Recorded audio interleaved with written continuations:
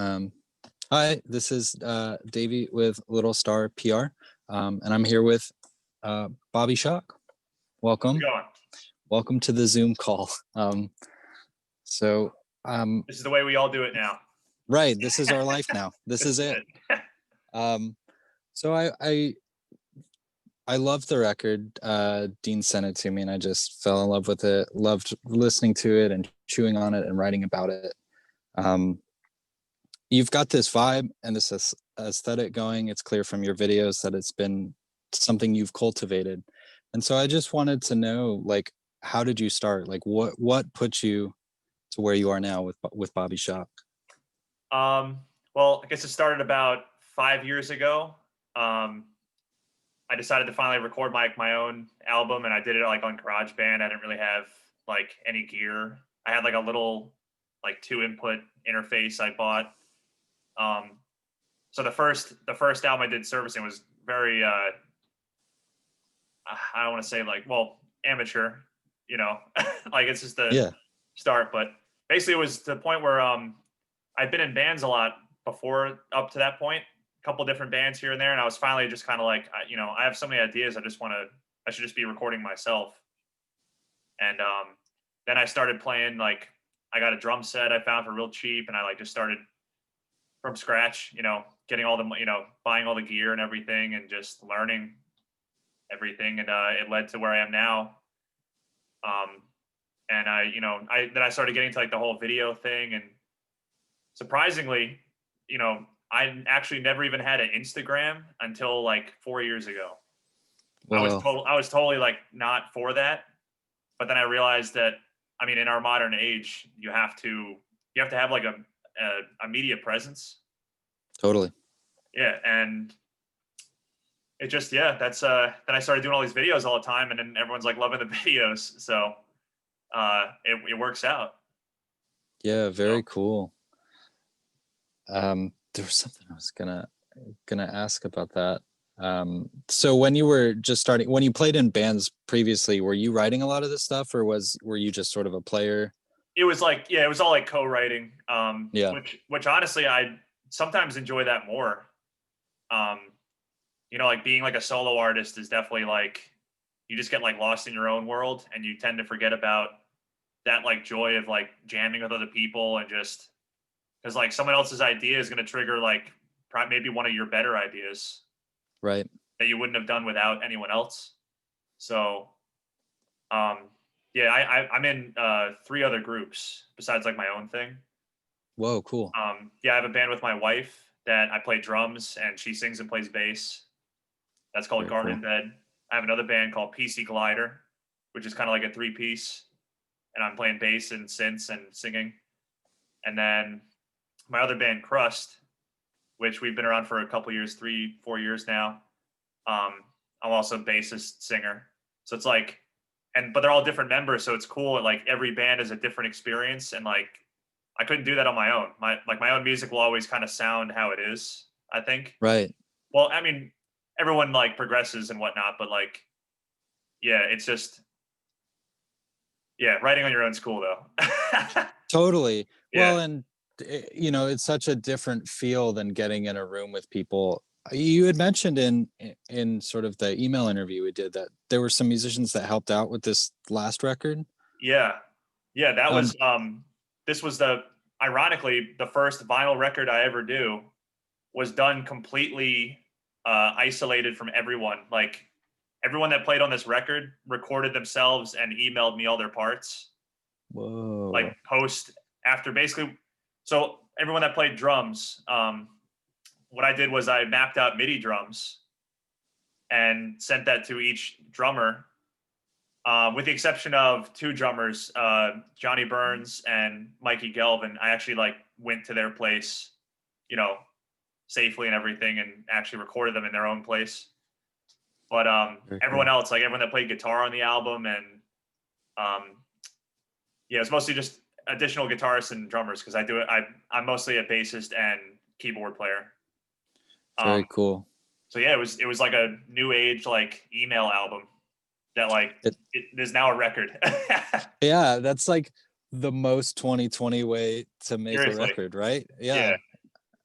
Um, that's very cool. So that was sort of, so it was a much different feel than like getting together and writing in a room with folks and stuff.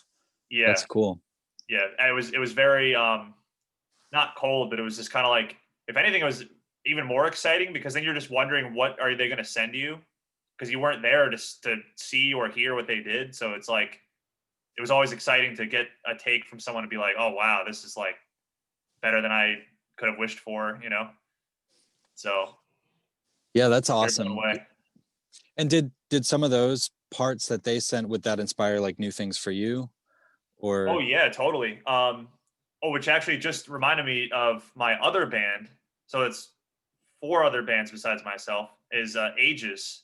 We're like a metal group, and it actually started because Glenn Monturi, who played drums on three songs on the new album, um, he was like a monster. He like I would send him a track, he'd send me like a full song, fully recorded, mixed drums and everything, like 8 hours later, and like perfect, like better than I could like little fills I typed in with the MIDI drums. Like he just like blew that away, and I was like, damn, like you know, him and I we could do this back and forth thing, and I've never even played with him in person.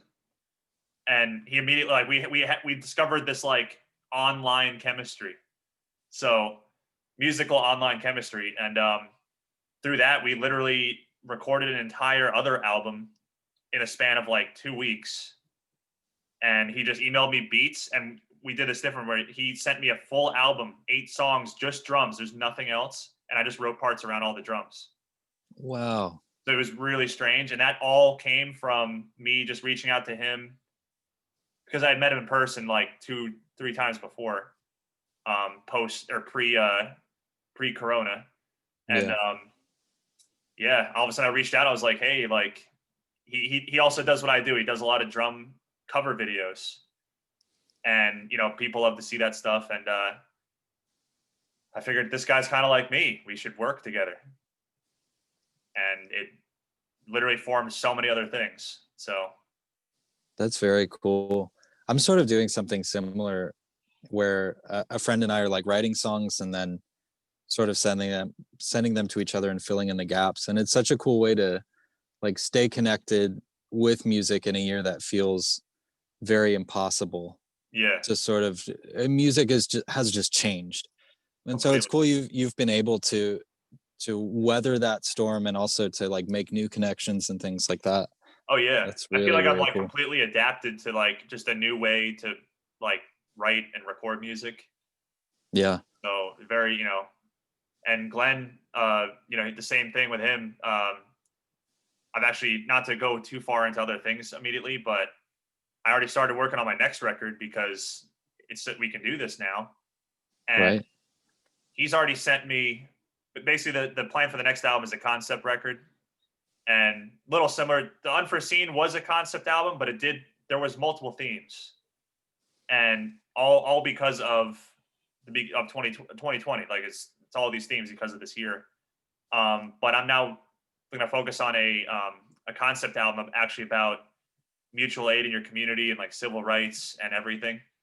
And Very cool. the whole the whole side A of the record is going to be like a 20, 21, 22 minute piece.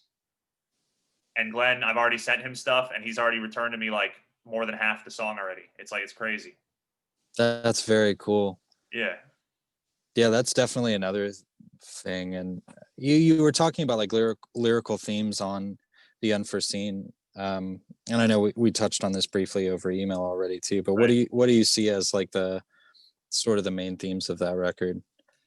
Main themes, I think it was definitely, if I had to sum it all up, it's just to, you know, um, don't stick on, you know, the past too much, you know, mistakes and regrets and all that type of thing, and just keep moving forward, like we all need to do with everything that's happened, and you know, um, and also, but also learning from your mistakes and regrets and everything, and just you know, trying to make yourself a better person from that. That's Yeah. basically. I feel like that's the main theme of the album, subconsciously. Of course, there was interesting little things like the song "Infestation," which is about. I wrote that because I had an ant infestation in my house, and Yeah. it seemed like a good topic at the time. Yeah. So and yeah, that song we're actually going to record live onto a 7-inch um, straight to vinyl with a label in Brooklyn called Least of All. Oh, I've heard And of that. yeah, that's coming out next month. So I quickly formed a band just to play the one song. So Very cool. it's not completely digital anymore. It's actually going to be a live performance. So Very cool. Was that a change, like sort of how to translate these songs that you've done like over email and with different people, how to oh translate yeah, that live? yeah, because I mean I've this is my 6th album, and I've never performed any of my solo stuff live ever. Whoa. Yeah, like I always had the for me it was just like kind of like a way to kind of fill in gaps of time between bands and stuff. And I never intended to play the stuff live, and it's crazy. I'm like gonna do that now. So I feel like I'm like coming full circle to be like, oh wow, like I can write my own music and I can form a band, and they're willing to play this stuff. You know, it's Yeah, very that's exciting. well, that's very cool. And the stuff is so technical as well. Um, so it feels like it would be, finding the right people and, Right. having that gel. What's cool about I had no clue that everything was sort of emailed through that. The band on the record at least really feels natural. Hmm. Like everything came together so tightly. I was gonna ask if sort of the songs were bred from jams because some of them very much feel like that, like in Bloom, where it sort of shifts Hmm. from that sort of like laid back thing into the more driving second half. But I guess you weren't jamming at the time. Yeah, That's sort of wild to me. that's pretty cool. I guess. Yeah, I never. I guess somehow I could pull off a sound where it's like I just crafted like a jam together just from like I mean, all these songs are always written. Usually, I write just bass lines and craft around that. Very So cool. that either that or the occasional like some songs like "It's What You Got to Do." That one was purely like a piano piece, and then it became kind of like a nice kind of like a Floydy type track. Yeah. Um, yeah, and then certain songs like the Infestation.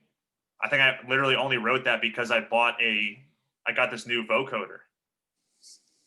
And if I didn't buy this vocoder, I wouldn't even written the song.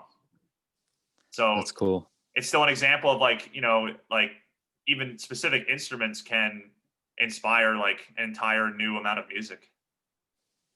Yeah, totally. Yeah. And you were talking about like writing songs on bass first, and that's sort of like in the height of the Beatles, that's like an opposite McCartney thing where he would come in and like fill all of that space in later and just spend Right. hours at night. It's cool that you started with that. Hmm. Um, and I love that you play a Rick. And I Yeah. wanted to specifically talk about that because it's a Yeah. very people that play Ricks, it's a very intentional choice. You don't It is. just stumble on a Rick, So like what No. what led you there? So well, you can probably tell by the music I write, it's like I'm definitely a fan of the progressive rock. Um, basically growing up listening to Rush and Yes and Genesis, they all truly showed off what Ricks could do. Hmm. And I'd say, and other bands like Gentle Giant and stuff, like Ray Shulman, the bassist of Gentle Giant, he didn't play a Rick, but his tone was kind of similar. He had a P bass, and yeah, I picked up that Rick 10 years ago, and I've never picked up another bass since. And not that I don't know. I mean, I'm sure there will be more basses in the future. Probably more Ricks, if Yeah. anything. But yeah, I definitely want to get like a because it's this one is a 2010, and I bought it actually from this guy who is like the bass tech of Twisted Sister, like totally random. Yeah, Whoa. benefit of living in Jersey. It's just like all these weird connections all over the place. Yeah. Um, so because I actually never knew. I think Twisted Sister is actually from here. I just like never really knew it. But Wow. yeah. So actually, ironically, and such a small world, this guy I bought the bass from, I guess his side job from being the bass tech of that band was selling bass guitars. And I met this guy because he was in my dad's like race car club or something. It's weird connections. And I go to Yeah. his house, and he had about 5 of them in cases. I kind of just picked. I just guessed. I didn't even really like open them, or I just grabbed one, and it was this one.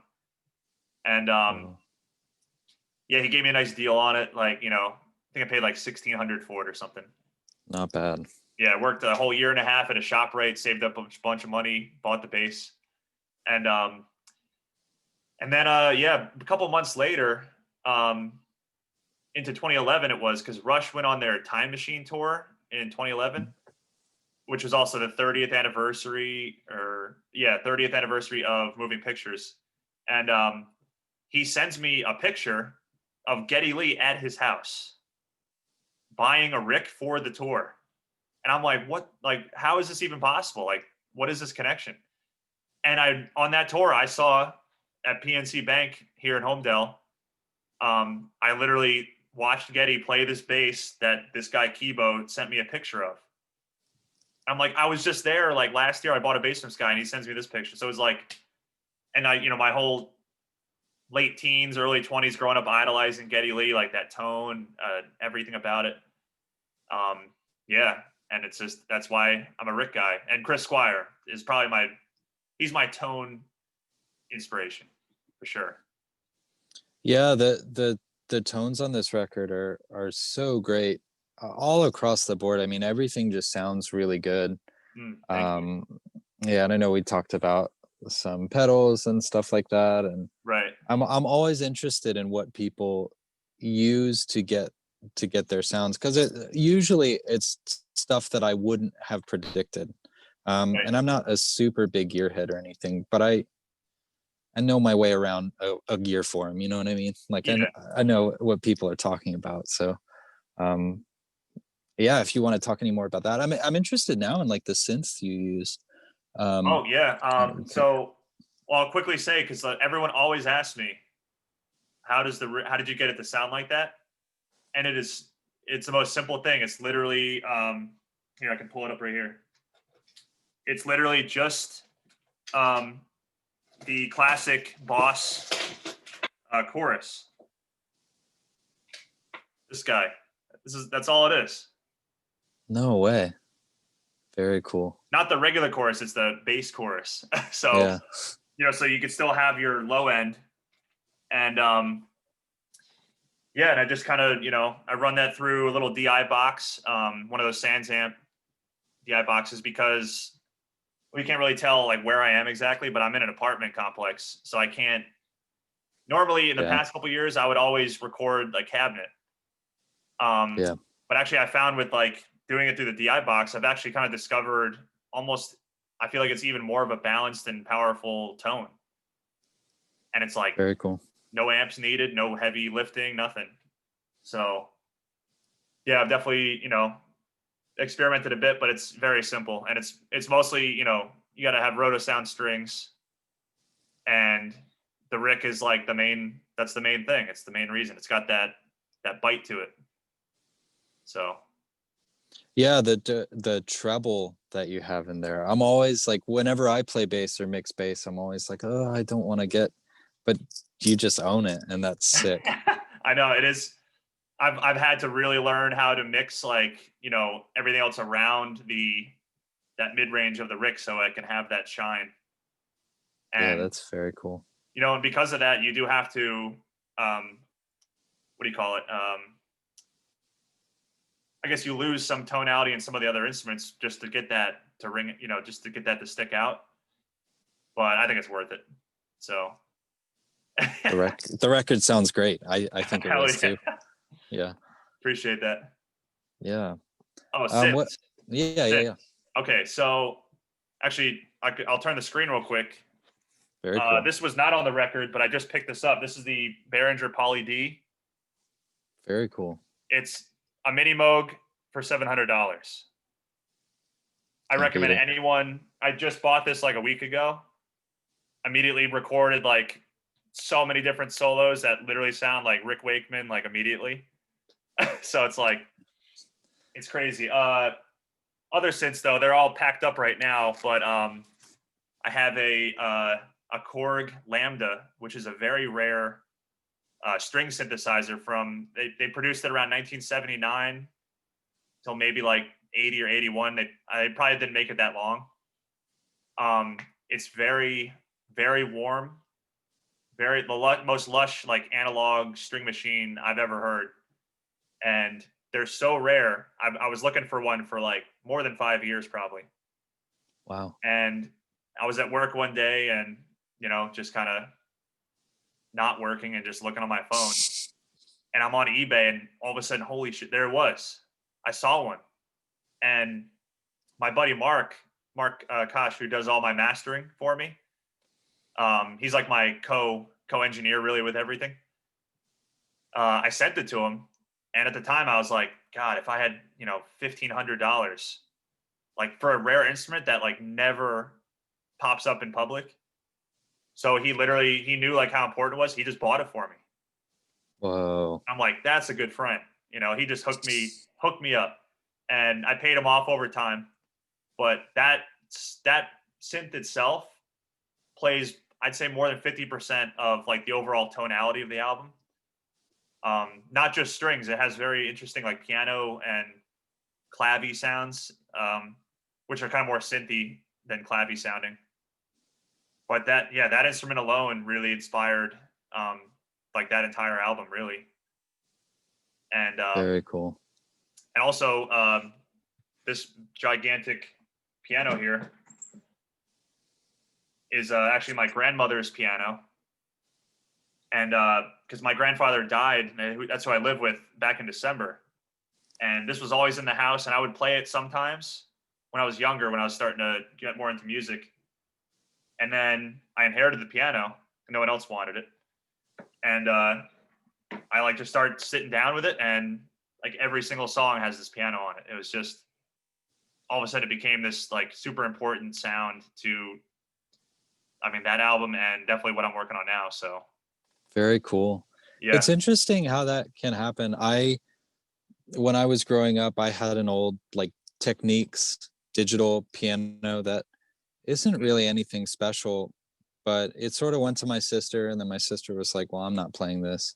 right. So here you go. So I've got it now, and I don't know, there are a lot of memories with it, and I feel like I have just a good vibe with it. And it's sometimes funny how like that alone can just make, That means a lot. That's like right, when an instrument has more than material value to you, it's like you're going to get more out of it. right. So that's how I look at like my, the Rick and a lot of these other synths that I have. It's just, I have a couple more. I have like an old Moog Rogue, which is a really Very interesting cool. keyboard. I use that a lot for like synth bass and things like that. It's not really that good for leads. And that Behringer, the VC 330, I think, or the 340, which is basically a mimic of the Roland VC 330. And Very that's a cool. beautiful keyboard, and highly recommend that to anyone. Very sick. So, but that's pretty much all the main instruments of the record. And I'm going to be adding a lot more in the future. Very cool. Mm-hmm. Yeah, it's always like a gear acquisition syndrome, I guess. It's always a Oh yeah, thing. it's an Always addiction for looking. sure. Yeah. Especially with synthesizers, that's like you can't stop Yeah. because they just look cool, they sound cool. It's just like someday I'll have an entire room, just the walls are covered. I know that's coming. Oh yeah. Make it happen. Yeah. If you will it, it is no dream. That's right. um so in thinking about this record, The Unforeseen, we've touched on some of like your main influences, Rush, yes, like old 70s prog rock bands, and Right. I was listening to Picture Perfect Picnic. I had to slow down to say that one, and I almost noticed like a sort of R&B groove to it, and certainly a lot of the keyboards, like there's a lot of electric piano sounds. And Yeah. did like that factor into any of it at all, or It definitely did. I've always been a fan of like, I'm not necessarily like a jazz or R&B player, but I've always loved that music. Especially a lot of the R&B that came out like the '60s and um, what's that one band? Uh, Everybody plays the fool. I remember like I'd probably listen to that song like 1,000 times. Um, God, the name of the band? It's like a really strange name. The But song, anyway, yeah. it's the songs. It's like the chord choices they make. And like I'm not too into music theory. I like to play from ear and just solve the problem in my head. But yeah, a lot of those chords, I know some of them are called like inverted chords and things like that. And yeah, I'm a huge fan, and definitely on that song, a lot of inverted chords, which is that like jazz sound. So Very cool. yeah, Yeah, over the past like however since March or whatever, I got really into like old Motown and Stax stuff. I got yeah. really into Otis Redding. Um, Okay, just like such a great song. Well, such a great performer. I love that album, Otis Blue. His like voice just really stands out on that record to me. it's incredible. Yeah. Let me see what else I got. I wanted to ask sort of about like your process this in terms of like mixing, because like the sounds on this record feel really like so well placed. Like Mm. you'll hear little bits of delay coming off a guitar or something, and it's like those echoes are perfectly timed, perfectly balanced. And um, I'm so would glad you to say hear that. would you say That's that amazing. sort of when you're crafting these songs, like would you call yourself a perfectionist? Oh yeah, definitely. Yeah, but I try not to stick too long onto something because then you lose like that initial kind of like reason why you did it. Yeah. And yeah, just that I always last minute I'll kind of work on little things like vocal delays here and there, and um, I always make sure that the overall like the body like mostly specifically like the drums and the bass are like really like just punching and as big as I could get them. And then like all those little subtleties is like yeah, that's always like the little final sprinkles on the cake or something. It's like, but yeah, I'm humbled to hear that you enjoy that. That's like you know, because that's like I had that intention from the start of it, and then like I just knew I could get to that as soon as like the other stuff is perfect. Yeah. So yeah, I'm a big. I tend to almost sometimes overdo details, or at least that's what um, other people will tell me sometimes. But It pays off though. I yeah, mean, like mhm, as much time as you pour into something, you hear the rewards. Usually, I mean, right, sometimes you can get lost, for sure. But yeah, usually, the more time and energy you put into something, the better it's going to sound. hmm, Um, absolutely. yeah, I don't think I have too many other questions. But like, what's sort of next for? You've talked about another record already, and obviously, we're all waiting out COVID kind of for things to get back to normal. But what's sort of the vision going forward from here? So I think as of right now, the vision is finishing this next record, and then after that, that's a lot of material right there. That's 7 records I have material to choose from, and then the next thing is live. That's like really. So if I could recreate what I've done on these records and bring that to a live situation, that is my goal. That's definitely the next goal. And I know so many great musicians that ones that were on this record. Some of the people that were on this record aren't even in the state. Like one guitarist is in like Georgia, and Wow. so it's cool to do things from so far away. Um, Technically, um, with the live performance I'm doing of the song Infestation next month, it's myself on vocoder, synths, and one thing we never touched about was I play bass with my feet as well. So I have a pair of Moog Taurus pedals, and they were more known with the 70s prog movement.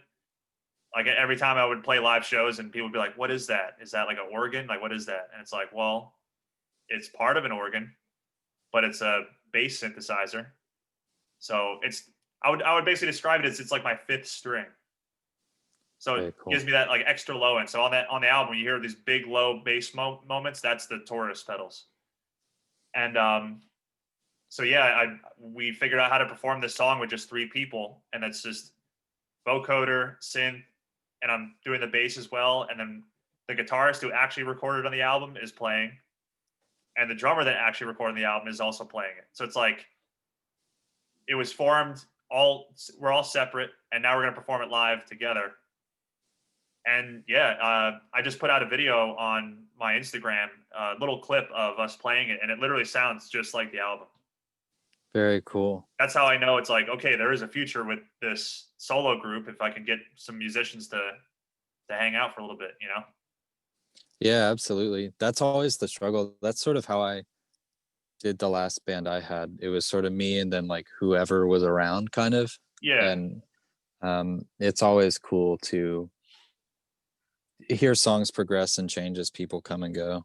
yeah. So Hmm. but it sounds like you've got a good group and you're ready to rock. Oh yeah, I'm definitely. I got, I see a bright future. You're So naming the stars. yes, that'd be cool, But yeah, just to be able to groove in front of people again is what I really want to do. So that's what I get the most out of that. Yeah, We could all be for cooped sure. up forever and just keep pumping out records, which is nothing wrong with that, and Yeah, it would still work. But yeah, just to be able to like sell these records in person to people and perform it, that's what I want for the future. very cool. Well, I'll go ahead and stop recording and just say a few final goodbyes after that. But it was great to have this talk, and thanks so much for joining us. Thank you so much. Thanks for Yeah, Little Star and everyone else. Appreciate it. cool.